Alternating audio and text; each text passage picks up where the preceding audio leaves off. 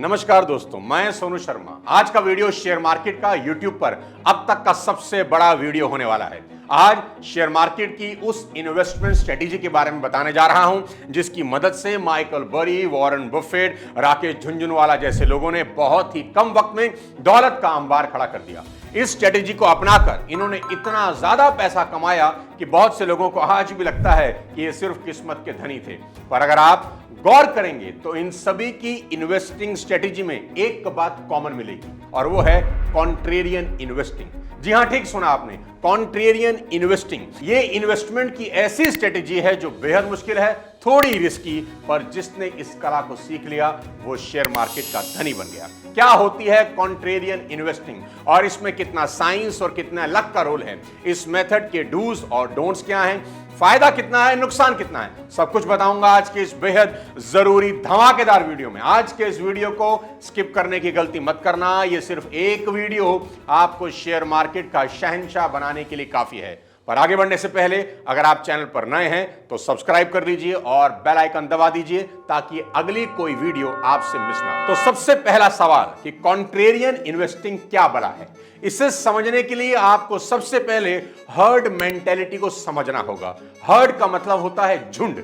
जब कोई इंसान वो करता है जो पूरी दुनिया कर रही हो उसे हर्ड मेंटेलिटी कहते हैं। मिसाल के तौर पर अगर आप किसी लिफ्ट में घुसेंगे तो जिस डायरेक्शन में लिफ्ट का दरवाजा खुलता है आप वहां की तरफ मुंह करके खड़े हो जाते हैं। पर 1962 में अमेरिका के एक टीवी शो कैंडिड कैमरा के मेकर्स ने एक एक्सपेरिमेंट किया। इस एक्सपेरिमेंट में एक लिफ्ट में एक एक करके शो के एक्टर एंटर करते गए और लिफ्ट के दरवाजे की बजाय ऑपोजिट साइड मुंह करके खड़े हो जाते हैं और उन्हें ऐसा करते देख लिफ्ट में बाद में चढ़ने वाले लोग भी धीरे धीरे उसी तरफ मुंह करके खड़े हो जाते हैं जिस तरफ शो के बाकी एक्टर खड़े थे, क्योंकि इंसान की फितरत है वो करने की जो सब कर रहे हों और ये सोचते ही नहीं कि सब ऐसा क्यों कर रहे हैं, बस देखा देखी करने लग जाते हैं। दूसरा उदाहरण देता हूं, आप किसी रास्ते से जा रहे हैं और वहां भीड़ लगी है, ट्रैफिक स्लो हो चुका है, शायद कोई एक्सीडेंट हुआ है और सभी लोग एक दिशा की तरफ देख रहे हों तो आप भी बिना सोचे उसी दिशा की तरफ देखने लग जाते हैं कि सब लोग क्या देख रहे हैं। कितनी बार आपके साथ ऐसा हुआ होगा। तीसरा एग्जांपल, सबसे बड़ी मिसाल बॉलीवुड है, जहां स्त्री 2 और भूल भुलैया के हिट होने की देर है कि अक्षय कुमार और प्रभास ने अपनी अपनी हॉरर फिल्में अनाउंस कर दी। आने वाले वक्त आप देखिएगा कि कई डायरेक्टर्स अब हॉरर कॉमेडी फिल्में बनाने लगेंगे। इसे ही हर्ड मेंटेलिटी कहते हैं, यानी देखा देखी।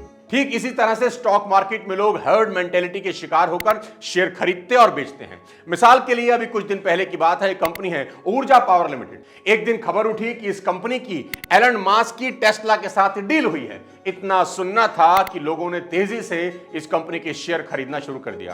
कंपनी के शेयर तेजी के साथ ऊपर भागे और बाद में पता चला कि ये वाली टेस्ला ओरिजिनल टेस्ला से अलग थी। दिल्ली बेस्ड प्रोमोटर की कोई सब्सिडरी कंपनी है। हो गया बंटाधार। पर बात का निचोड़ यह है कि किसी ने भी रुककर यह पता नहीं करना चाहा कि असलियत क्या है। पूरी दुनिया अगर खरीद रही है तो हम भी खरीदेंगे।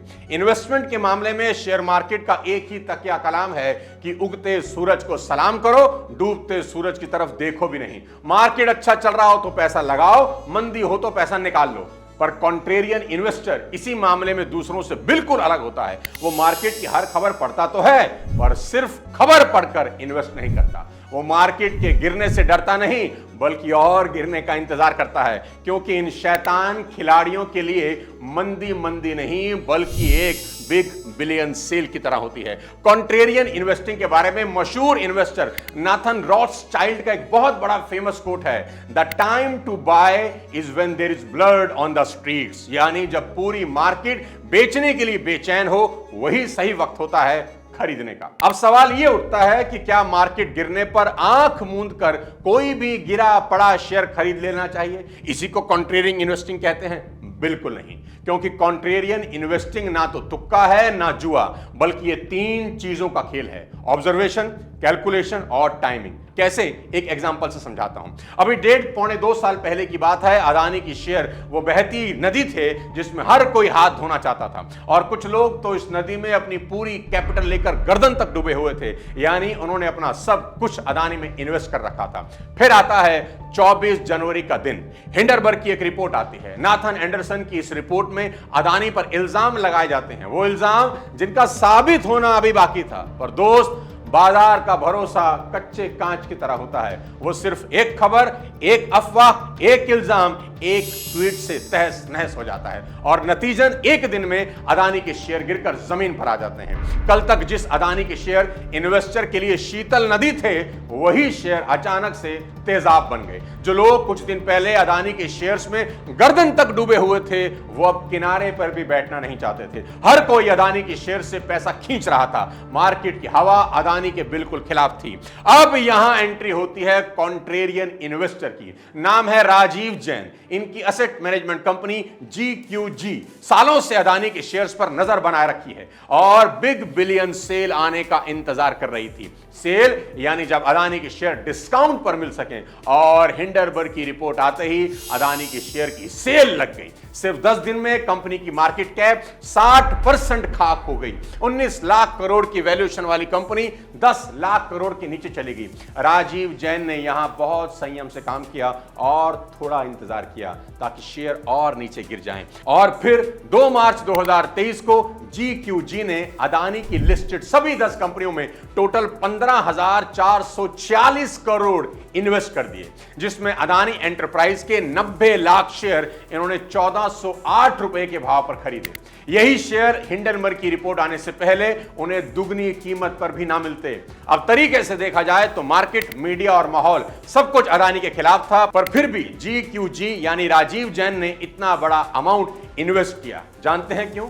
क्योंकि वो अदानी के शेयर पर सालों से लगातार नजर रखे हुए थे। उन्होंने अदानी की हर इन्वेस्टमेंट, उनके हर अनगोइंग और अपकमिंग प्रोजेक्ट की जानकारी थी। इसके अलावा GQG ने हिंडरबर्ग की रिपोर्ट के हर इल्जाम पर भी रिसर्च की, और फिर जब उन्हें अदानी के शेयर सस्ते भाव में मिले तो वो खरीदते ही चले गए। और मार्च एंड होने तक GQG ने अदानी के शेयर्स में टोटल 35,774 करोड़ इन्वेस्ट कर डाले, जिनकी वैल्यू सिर्फ 14 महीने में 81,000 करोड़ से ज्यादा हो गई। दोस्तों, एक बेहद समझदारी वाली सोच ने गिरते बाजार में भी राजीव जैन को 45,000 करोड़ रुपए कमा के दे दिए। और सिर्फ राजीव जैन ही नहीं, अदानी के शेयर्स की इस महासेल का कई और लोगों ने भी फायदा उठाया। जैसे अगस्त में कतर की इन्वेस्टमेंट अथॉरिटी ने 4300 करोड़ अदानी में इन्वेस्ट कर दिए, जिनकी वैल्यू मई 2024 में 9650 करोड़ हो गई। यानी इन्होंने भी गिरते बाजार में कोई 5300 करोड़ रुपए कमा लिए। जब दुनिया अदानी से पैसा बाहर निकाल रही थी, कुछ लोगों के लिए यही जैकपॉट था। कॉन्ट्रेरियन इन्वेस्टिंग का यही फायदा होता है, पर इसके लिए डीप रिसर्च और कंपनी एनालिसिस बेहद जरूरी है। सिर्फ मार्केट के माहौल से उल्टा भागना कॉन्ट्रेरियन इन्वेस्टिंग नहीं होता। इसलिए कॉन्ट्रेरियन इन्वेस्टिंग के लिए 3 चीजें बेहद जरूरी है। सबसे पहला, मार्केट का एक्सपीरियंस, दूसरा रिसर्च और ऑब्जर्वेशन, और तीसरी सबसे जरूरी चीज टाइमिंग। अब टाइमिंग का कॉन्ट्रेरियन इन्वेस्टिंग में कितना बड़ा रोल है, यह आपको मशहूर इन्वेस्टर वॉरेन बफेट की कहानी से समझ में आ जाएगा, जिन्होंने 40 साल से ज्यादा इंतजार किया कोका कोला में इन्वेस्ट करने के लिए।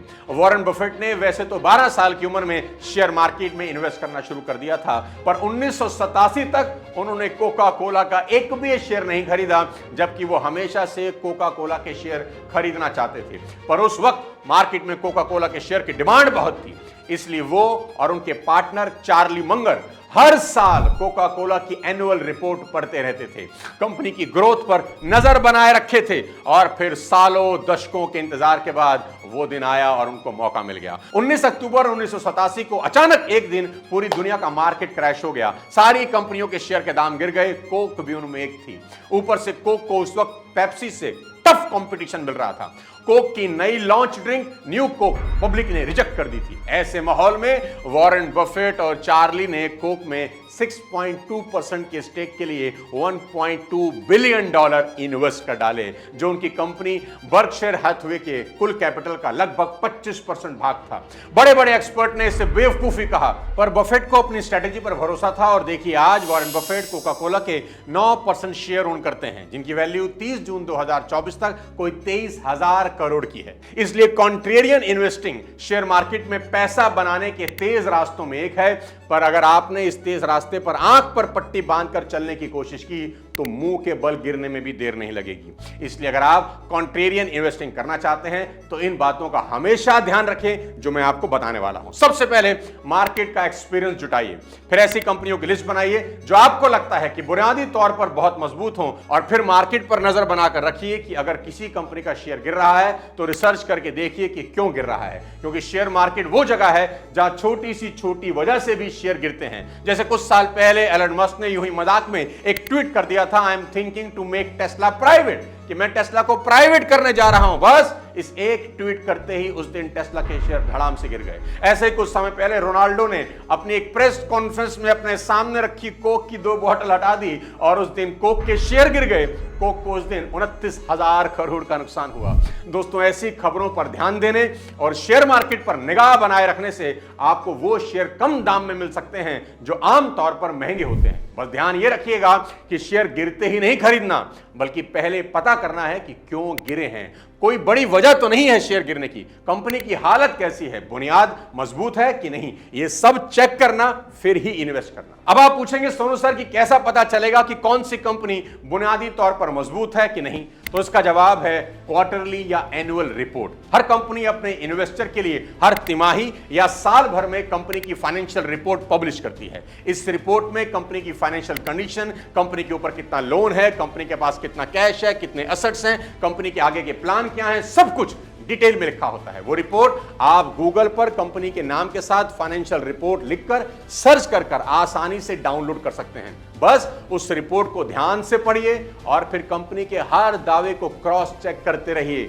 और कंपनी को लेकर बीते दिनों की न्यूज पर जरूर खबर रखिए, हेडलाइन पर नहीं, खबर पर ध्यान दीजिए। दोस्तों, कॉन्ट्रेरियन इन्वेस्टिंग सिर्फ गिरते बाजार में नहीं बल्कि चढ़ते बाजार में भी पैसा कमाने का सबसे बढ़िया तरीका है। कॉन्ट्रेरियन इन्वेस्टिंग की सारी टैक्टिक्स आपको तब भी यूज करनी चाहिए जब आपने किसी कंपनी में शेयर लिए हो और उस शेयर के भाव तेजी से ऊपर जा रहे हो और पूरी मार्केट में उस कंपनी पर पैसा लगाने के लिए मार काट मची हो। ऐसे में आपको अपनी रिसर्च और ऑब्जर्वेशन में अगर कंपनी की हालत अंदर से पतली नजर आए तो आपको मार्केट की हर्ड मेंटेलिटी को फॉलो करने के बजाय कॉन्ट्रेरियन मेंटेलिटी को फॉलो करना चाहिए, जिससे आप उस कंपनी की शेयर गिरने से पहले अपने इन्वेस्टमेंट समेट कर किनारे हो सकते हैं। इस स्ट्रेटेजी का दूसरा बड़ा बेनिफिट यह भी है कि इससे मुनाफा कमाने के साथ साथ नुकसान से भी बचा जा सकता है। याद रखिएगा साथियों, शेयर मार्केट में दिल की सुनने वाले पैसे गंवाते हैं और दिमाग की सुनने वाले पैसे बनाते हैं। उम्मीद है कि आज की इस वीडियो से आपको बहुत कुछ सीखने को मिला होगा। अगर वीडियो पसंद आया हो तो लाइक कर दें, शेयर कर दें और चैनल को सब्सक्राइब कर दें। अगले किसी और वीडियो के साथ जल्दी आपसे मुलाकात करता हूं। तब तक अपने स्वास्थ्य का ध्यान रखिए, खूब पैसा कमाइए। जय हिंद।